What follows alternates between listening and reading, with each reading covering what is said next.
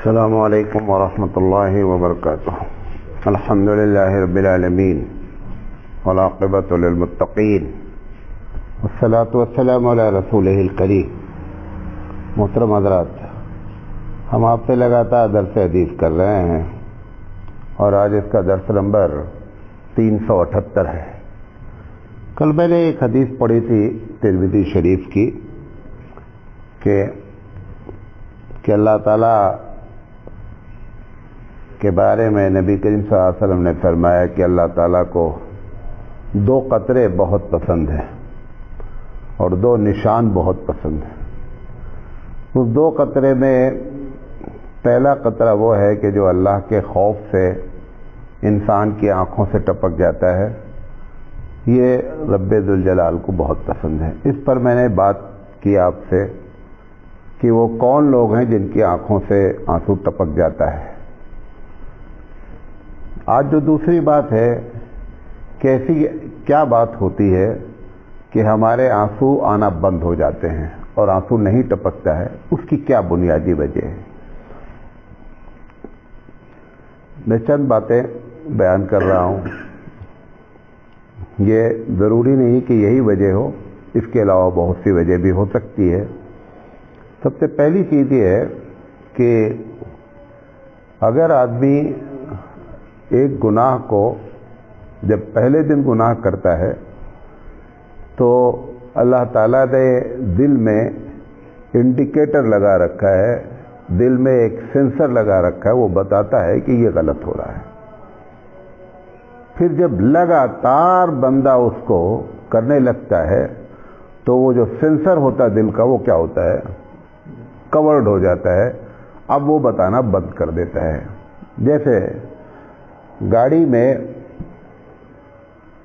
ایک گھنٹی لگی رہتی ہے کہ اگر آپ 120 کے اوپر جائیں گے تو بجاتی ہے، ٹیں ٹیں کرتی ہے۔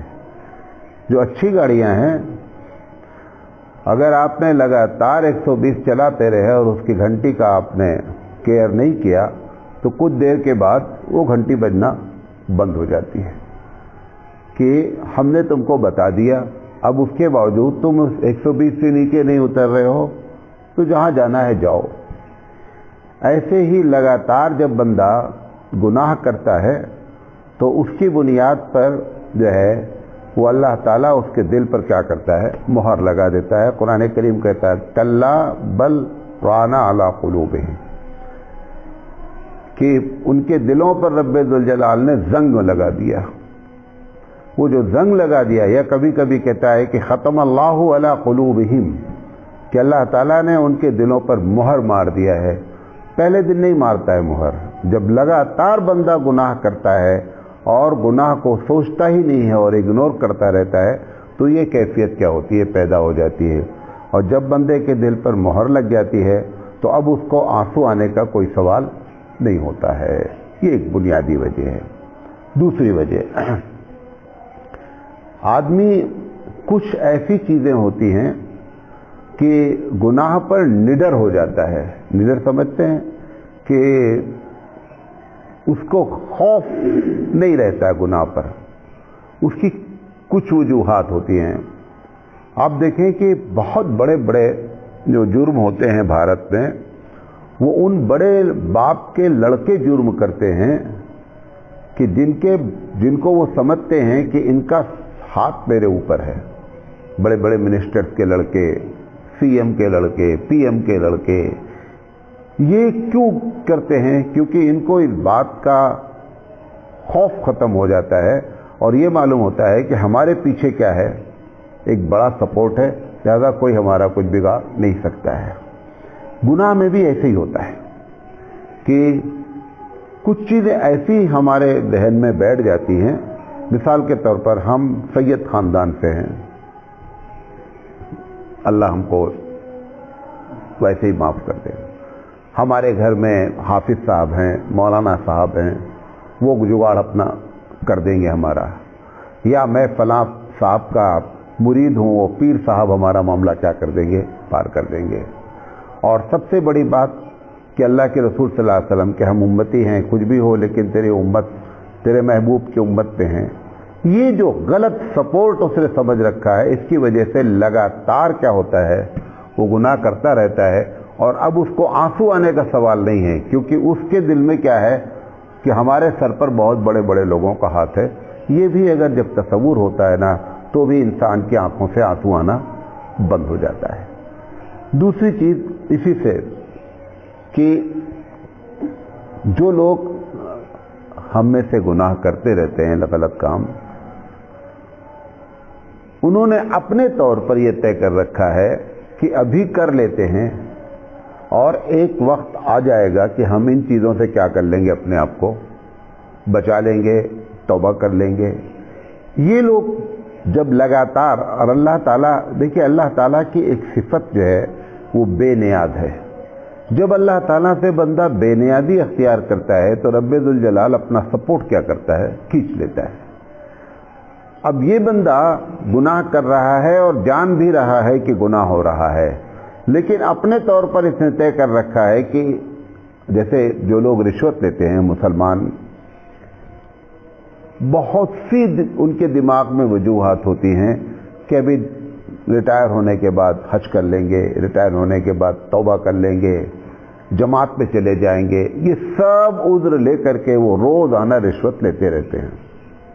یہ جو ایک وقت متعین کیا گیا ہے کہ فلاں وقت آ کر کے ہم نیک بن جائیں گے، جب اگر یہ کیفیت ہو جاتی ہے تو پھر تو ایسے شخص کے اوپر بھی گناہوں کے اثرات ایسے ہو جاتے ہیں کہ اب اس کا آنسو آنا کیا ہوتا ہے، بند ہو جاتا ہے۔ اس کو آنسو نہیں آتے ہیں جس نے اپنا وقت متعین کیا ہے۔ کبھی کبھی یہ بھی ایک وجہ ہوتی ہے گناہ پر جو نڈر ہوتا ہے بندہ، کہ اس چیز کو وہ چھوٹا سا جانتا ہے، چھوٹا جانتا ہے۔ ہمارے یہاں ایک صاحب یہاں ہوبلی میں ہوتے تھے، ہمارے والد صاحب کے بڑے اچھے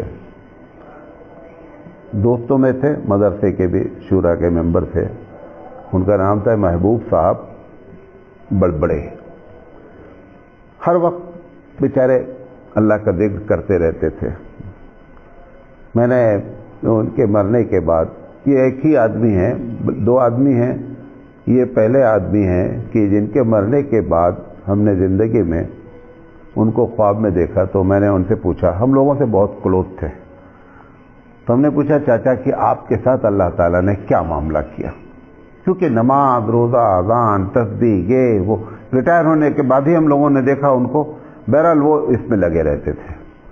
تو انہوں نے کہا کہ ہم جن کو چھوٹا چھوٹا جانتے تھے کہ چھوٹے چھوٹے گناہ ہیں، وہ یہاں بہت بڑے بڑے تھے۔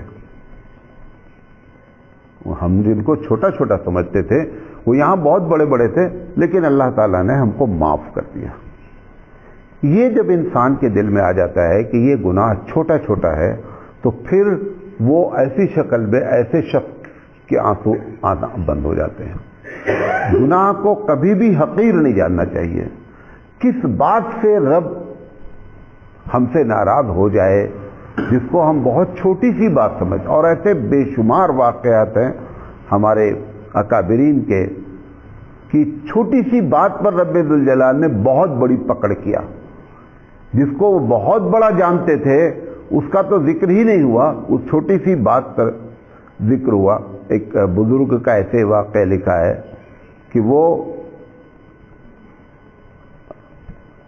ان کے شاگرد نے ان کو خواب میں دیکھا مرنے کے بعد کہ کیا معاملہ۔ انہوں نے کہا کہ ایک دن ہم چلتے چلتے ایک صاحب کی چھت میں سے میں نے بغیر پوچھے ہوئے ایک تنکا نکال لیا تھا خلال کرنے کے لیے۔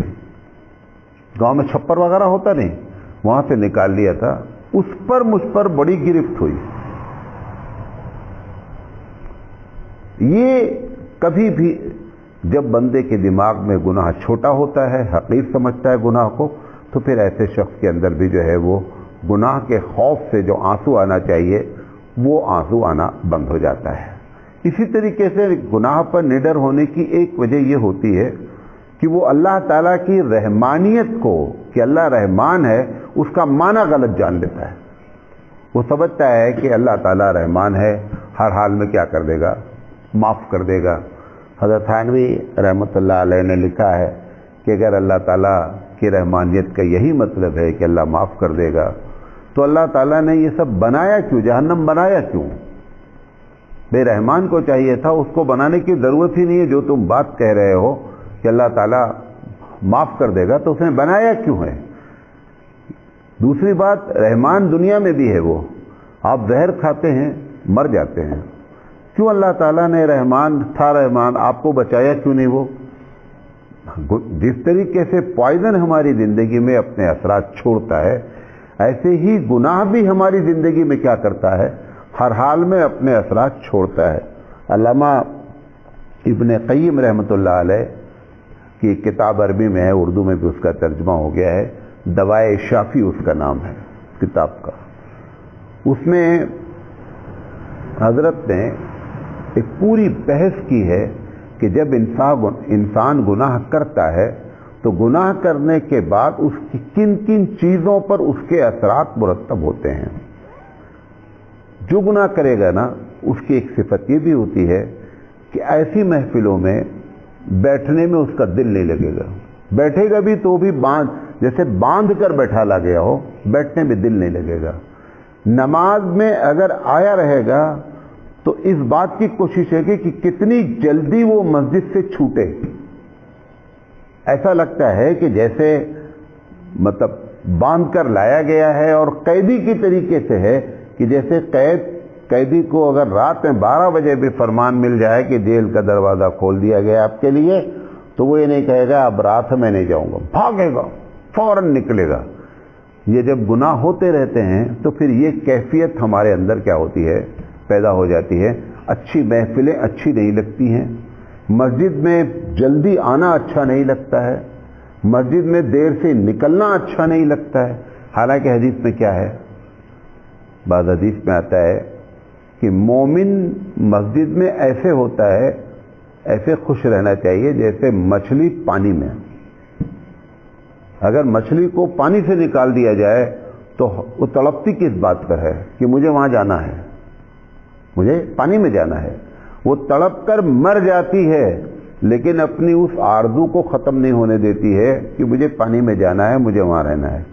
مومن کی کیفیت بھی مسجد میں اگر ایسی ہو رہی ہے تو اس کا مطلب یہ ہے کہ ہمارے اندر بھی وہ خوف ختم ہو گیا ہے، یہ گناہوں کے اثرات مرتب ہو گئے ہیں کہ ہم کو جو ہے وہ اب اچھی محفلیں اچھی نہیں لگتی ہیں۔ اسی طریقے سے جب گناہ ہوتا ہے، یقینی بات ہے کہ آپ اپنے گھر میں، اپنے ہی گھر میں دیکھ لیں کہ آپ اپنے بڑے کی لگاتار بات نہ مانیں، کہتا ہے بھیا ایسا کرو ویسا کرو، جتنا وہ بڑا بولتا رہتا ہے اور اتنا جتنا چھوٹا اس کو چھوڑتا رہتا ہے اس کی باتوں کو، پھر ایک وقت ایسا آ جاتا ہے کہ اس بڑے کے دل سے آپ کی محبت کیا ہوتی ہے؟ خود بخود ختم ہو جاتی ہے۔ اتنی ختم ہو جاتی ہے، اتنی ختم ہو جاتی ہے کہ وہ کہیں محفل میں یہ کہتے ہوئے بھی شرماتا ہے کہ یہ میرا بیٹا ہے۔ اس کا دل نہیں چاہتا ہے کہ وہ انٹروڈکشن میں یہ بات کہے کہ یہ میرا بیٹا ہے۔ جب ایک انسان کے اندر یہ کیفیت پیدا ہوتی ہے، ہم جب لگاتار اللہ تعالیٰ کی نافرمانی کرتے ہیں تو ہمارا رشتہ کس سے ٹوٹ جاتا ہے؟ اللہ تعالیٰ سے ہمارا رشتہ کیا ہوتا ہے؟ ٹوٹ جاتا ہے۔ اور جب رشتہ اللہ تعالیٰ سے ٹوٹتا ہے تو یقینی بات ہے کہ اب ہم کو خوف کے آنسو آنے کا کوئی سوال پیدا نہیں ہوتا ہے۔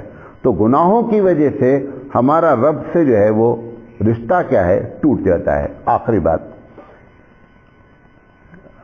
آدمی کو اچھائی پر ابھارنے کے لیے بہت سی چیزیں ہیں۔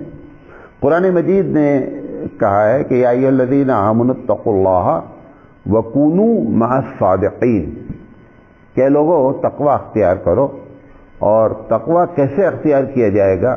اچھے لوگوں کے ساتھ اٹھو بیٹھو۔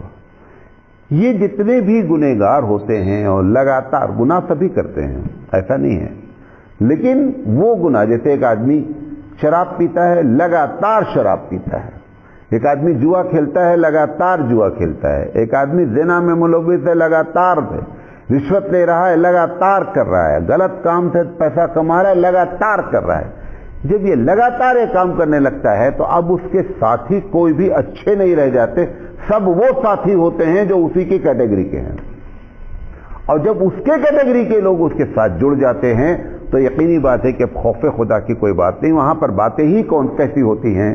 ہر وقت وہی غلط بات، وہی زنا کی بات، وہی پیسے کی بات، وہی کمانے کی بات، جوا کی بات، شراب کی بات. وہ باتیں ہی ویسی ہوتی ہیں کہ ان کے اندر جو ہے نا اب یہ خوف خدا ختم ہو جاتا ہے. تو اچھی صحبت سے بھی بندہ جب دور ہو جاتا ہے تو یقینی بات اس کا رزلٹ کیا نکلتا ہے کہ اب اس کی آنکھوں سے آنسو آنے کا اپنے گناہوں پہ، کیونکہ آنسو آتا ہے جب گناہ پہ پچھتاوا ہو. گناہ پہ پچھتاوا ہونے کے جو چانسز تھے وہ ختم کر دیے گئے. ہمارے یہاں مشہور ہے، محاورہ بھی بولتے ہیں، دیکھتے بھی ہیں کہ اگر عطر فروش عطر بیچنے والے کی دکان پہ بیٹھک لگاؤ گے، چاہے عطر لگاؤ یا نہ لگاؤ، لیکن تم کو عطر کی خوشبو تم کو ملے گی بھی اور تمہارے کپڑوں میں بھی بسے گی.